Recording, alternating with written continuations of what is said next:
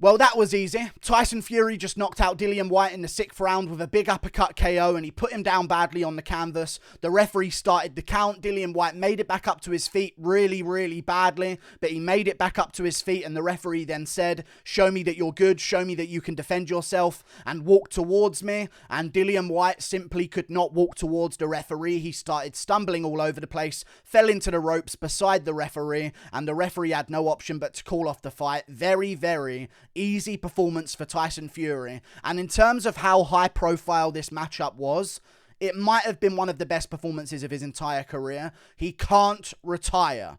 I simply will not allow Tyson Fury to retire. I know I don't have any say in the matter, but I just can't possibly watch this man stop boxing before we see that unification bout with the winner of Fury versus Usyk 2. I need to see that matchup.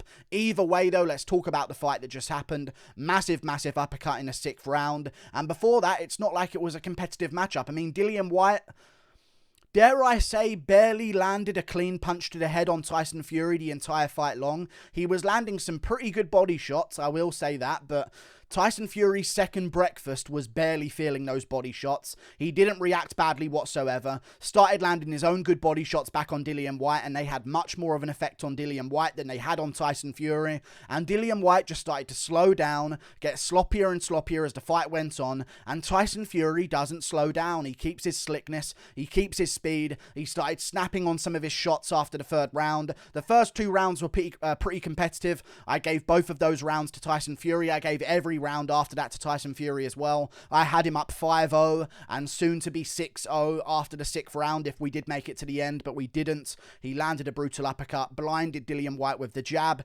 Dillian Whyte dipped down afterwards after trying to avoid the jab and get his head off the center line, and Tyson Fury just flush uppercut KO'd him. He did push him a little bit afterwards, but it wasn't like a push that affected the outcome of the fight. I mean, Dillian Whyte was on his way down anyway. He was completely switched off after that uppercut. And then Tyson Fury walks off. It's over. That's it. Really, really good KO. Really, really brutal good KO. And it's sad for Dillian Whyte because it's just another uppercut for the list of uppercut KOs he's received. Anthony Joshua put him down with an uppercut. Povetkin put him down, I believe, with a lead uppercut as well. It seems to be a move that a lot of opponents have found on Dillian Whyte. Even if you watch the Joseph Parker matchup, I believe he got rocked badly by an uppercut in the 12th round and barely saved by the bell in that matchup. Both guys were scrapping back and forth at the end of that one. Dillian Whyte has been open for the uppercut his entire career. He's a shorter heavyweight. He's a stocky heavyweight. He has a habit of dipping his head down to avoid certain people's jabs. And Tyson Fury read it perfectly. Blinded him with the jab, landed the uppercut afterwards. Obviously learning from the previous opponents of Dillian Whyte. He landed a couple of decent uppercuts before that moment as well. And this one just so happened to put Dillian Whyte out cold. Tried to resurrect himself, but couldn't quite do it convincingly enough to continue to fight safely. And Tyson Fury is the best heavyweight of this era by far. Best heavyweight of all time. I mean, does he have the numbers? That's why I want him to keep going. I want him to keep going because I want to see him continue against high-profile competition. That's what I want to see from Tyson Fury. I want to see him versus the winner of Joshua versus Usyk. I want to see him versus the winner of Joseph Parker versus Joe Joyce. Well, if it's Joseph Parker, I doubt he'd even want to fight him because they're training partners. But either way, there's a lot of fun matchups in the heavyweight division for Tyson Fury. Ngannou called him out, but Ngannou, shut up. Like, on a real, just stop talking. You ain't even ready to go until the end of this year. You fight once a year anyway. He ain't waiting around for you. No way, no how. And you won your last fight by laying on an opponent and just not even winning the fight according to the criteria of MMA. You laid on your opponent, heavy breathed on him for the last 3 rounds and somehow got given the win. Like, arguably you should have lost to Cyril Gane. Like, please stop calling out Tyson Fury. I don't want to see that matchup at all. He will get completely embarrassed boxing-wise compared to Tyson Fury. Tyson Fury will pepper him apart. I'm an MMA channel. Believe me, I'd love to paint the narrative that maybe Ngannou would have a chance, but the fact is, Ngannou would have no chance whatsoever against Tyson Fury. He'd get smacked up with a jab, and then the other shots would follow, and that was Tyson Fury's game plan for this matchup. Peppering him up with the jab, blind him with the jab, land a check hook around it. Every time Dillian Whyte went to the body on Tyson Fury, Fury would land a check hook, jab, jab, two, jab, jab, right hook, jab, left hook, and eventually the jab uppercut was the one that landed at the end. He even started just leaving the lead hand in the face of Dillian Whyte, and he can do that because he's got such long reach. I believe he has something like an 85-inch reach, 6'9". He's a very rangy guy for the heavyweight division. So at one point, he was just leaving his hand in the face of Dillian Whyte and just blinding him with it and seeing what Dillian Whyte would do. Would he slip to the left? Would he slip to the right? Would he dip under it? Eventually, he started to read the pattern. I believe just before that uppercut, he landed like a jab, jab, right hand. Dillian Whyte started to move to the left afterwards. So Fury landed like a jab, jab, right hook. Then Dillian Whyte dipped down, and that's when he threw the uppercut. Very good read from Tyson Fury. Man, I just can't believe the performance he had. He just really destroyed Dillian Whyte. I didn't give Dillian Whyte a single round. Some people in my chat were saying stuff like 1-1 going into the third. Like, I don't know how you would give a round to Dillian Whyte. I really don't see how that is anything that you could do, logically, in all honesty. I just feel bad for Dillian Whyte. Uppercut after uppercut after uppercut, he just keeps getting KO'd by him. And Tyson Fury abused him with it. I mean, other fighters, they get into competitive scraps. Against Povetkin, he was winning the whole fight, and Povetkin landed that lead uppercut on him, and then he won the rematch anyway. He rocked Joshua badly and had a scrap with Joshua back and forth as well. Had a really good scrap with Joshua, and Joshua put him down eventually in the later rounds with an uppercut KO. No one's just diffused Dillian Whyte and made him look like a fool. Dillian Whyte was swinging and hitting ropes in the earlier parts of these rounds. I will mention this as well. Not only was he hitting ropes, he was hitting the back of the head. He was dipping his head for head clashes. I mean, Dillian Whyte was really being a dirty fighter in this fight. I know they both had, like, respect for each other and they were all shaking hands afterwards and stuff, but let's be real, Dillian Whyte was getting frustrated and was just cheating. Flat out cheating against Tyson Fury, throwing shots to the back of his head. They even had a moment where they would, like, I think Whyte threw a back of the head shot, or Fury landed a shot that landed sort of behind the ear on Dillian Whyte. Whyte didn't like it, so he just started intentionally smacking the back of Fury's head. Then the referee was actually trying to separate them and couldn't do it because they were just both smashing the back of each other's heads in retaliation to each other. It was a bit of a messy one. Dillian Whyte wasn't being the cleanest of fighters, but you know what? It's okay. He's done anyway. Maybe he continues his boxing career. I hope Tyson doesn't retire. If Tyson retires, there's no lineal heavyweight champ anymore. Ever. There's no man who beat the man who beat the man who beat the man. That's done. That's always existed at heavyweight. And it would be done. It would be done if Tyson Fury retires. And I'll be honest, according to his post-fight speech, that wasn't a retirement speech if you ask me. That was a, we'll see, could be my last, might be my last.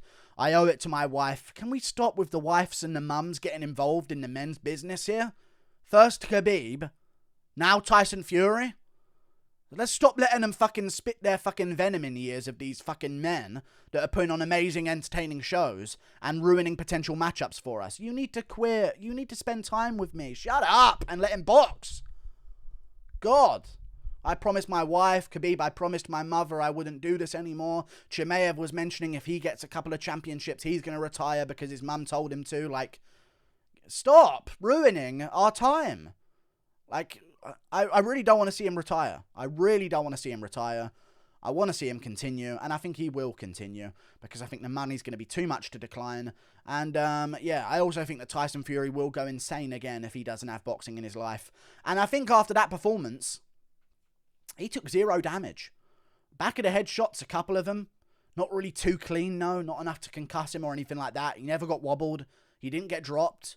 He took a couple of body shots that barely even affected him. Like, he might continue purely based on the fact that he's like, that's the easiest money I've ever made in my entire life. That's a couple of million. I can save a village with that money. I can feed a village in my home area with that kind of money. Why wouldn't I keep making this type of money? I'm not taking any damage. Maybe I get it after the Deontay Wilder trilogy if he went out here against Dillian Whyte and they both knocked each other down and it was a war and he was really badly concussed and he didn't feel too right anymore. Maybe then he would retire, but this is the easiest fight, maybe high profile wise, of his entire career. I know he's had some other fights like against Tom Schwartz where he put him away easily in the early rounds and stuff like that, and obviously some of the bums that he fought earlier on in his career. But like, why wouldn't he continue? Easy win. He took a couple of body shots, Maybe a couple of glancing blows to the head, a couple of jabs that he rolled with, a couple of left hooks that maybe landed on his neck or maybe glanced him on the side of the face or something like that, but nothing really span his head around, nothing gave him whiplash, nothing concussed him. So why wouldn't he continue to just run and wreak havoc on these heavyweights? I think he beats all of them at this point. He's too big, he's too fast, he's too rangy, he's too technical. People keep trying to go to his body, but it just doesn't seem to do anything to him whatsoever, so I don't get it. Keep fighting, Tyson Fury. Please, I beg of you. I don't want to see you retire. Like, I honestly don't know how people pick Dillian Whyte to win. In the build-up, I was saying stuff like, I've got a bad feeling about this because it's nerves. You know what I mean? You're just speaking on nerves. I picked Tyson Fury to win in the middle rounds of this fight by KO. That was my initial prediction. I think I said between rounds like 4 and 8. Or something like that. I think Tyson Fury's going to get this one done. Ended up getting it done in round 6. But either way, like, I don't know how you can pick Dillian Whyte. I saw a lot of comments in the build-up to this, like, you know, Whyte's like a more technical Wilder. Like, yes, chill out a bit here. You know what I mean? Whyte's like just as powerful, but he's got the dog in him that Wilder doesn't. Like, I don't know what people are really talking about. The power is not the same with Dillian Whyte and Deontay Wilder.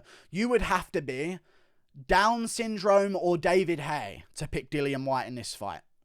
On a real. Like, that's genuinely how you'd have to... And maybe those two are the same things, in all honesty, I'm starting to believe. Because every single time Tyson Fury fights a guy of the same complexion as David Haye, he seems to pick that guy to win.